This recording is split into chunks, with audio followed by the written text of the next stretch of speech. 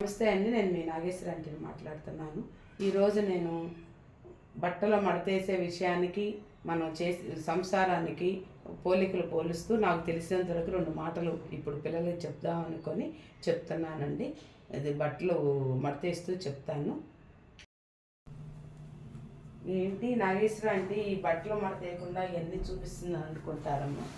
చూడండి, ఇప్పుడు బట్టలు మడతేయకుండా ఉంటే ఎంత ప్లేస్ ఆక్యుపై చేసిందో మామూలుగా ఎన్ని. అలానే మన ఇంట్లో కూడా అమ్మ చిన్న ఇళ్ళైనా పెద్ద ఇళ్ళైనా ఎప్పటికప్పుడు సర్దుకుంటూ ఉంటే మన ఎంత చిన్న ఇంట్లో అయినా మనం సర్దుకోవచ్చు. అది నేను కామన్ మాట అమ్మ. ఇంకో మాట చెప్పాలనుకుంటున్నాను. ఇప్పుడు చూడటానికి చాలా అసహ్యంగా అని చెప్పను, ఆక్వర్డ్గా కొంచెం ఇబ్బందికరంగా ఉంది కదమ్మా మంచం అంతా బట్టలు నిండిపోయి. అదే కాపురంలో కూడా అంతేనమ్మా. ఎక్కువ మాట్లాడుకోవటం, అనవసరం మాట్లాడుకోవటం వల్ల మనకి ఏమీ ఉపయోగం ఉండదు. పక్కన వాళ్ళ మాటలే వింటే మన కాపురం కూడా ఇట్లానే అవుతుంది. అదే చక్కగా వందిగ్గా అంటే బట్టలన్నీ నీట్గా మడతేసుకుంటే కాపురం కూడా అట్లానే వందిగ్గా ఉంటుందని భావం చెప్పాలనే ఉద్దేశంతో నేను ఈరోజు బట్టలు మడతేస్తూ ఈ వీడియో చేస్తున్నాను. ఏమనుకోవద్దు ఆంటీ, నాగేశ్వరి ఆంటీ ఏంటి ఇలా చెప్తుందని.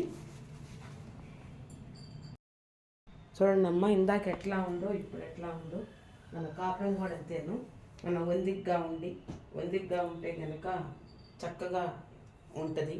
వందిక లేకపోతే ఫస్ట్ బట్టలు మడతేయకుండా ఉన్నాను చూడమ్మా, అట్లాగా అనిపిస్తుంది.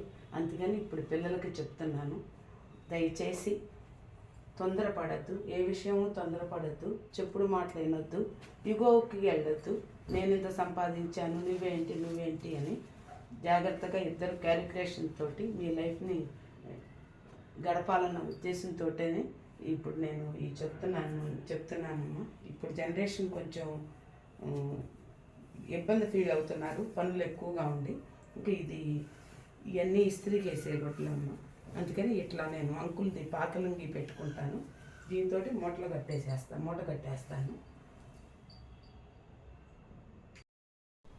నేను ఈ విషయం ఎందుకు చెప్తున్నానంటే నాకు తెలిసిన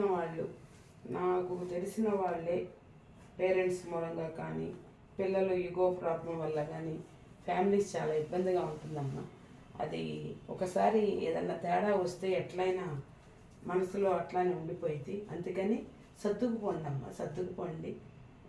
సర్దుకుపోతూ ఏదైనా తప్పు ఉంటే మీ ఇద్దరి మధ్య మీరే భార్యాభర్తలు మీరే తేల్చుకోండి. మూడో వ్యక్తిని రానివ్వకండి. మూడో వ్యక్తిని వచ్చింది అంటే వాటికి ఖాయంగా తేడా. ఇంకా అది పిల్లల వల్ల సొల్యూషన్ కాదు అన్నప్పుడు పేరెంట్స్ వస్తారు. అప్పటి వరకు పేరెంట్స్ కూడా రానివ్వకుండా మీరే సొల్యూషన్ చేసుకుంటూ వచ్చిన రూపాయిని జాగ్రత్తగా వాడుకుంటూ, అంటే పిసినారిగా ఉండమని చెప్పను, కొంచెం జాగ్రత్తగా.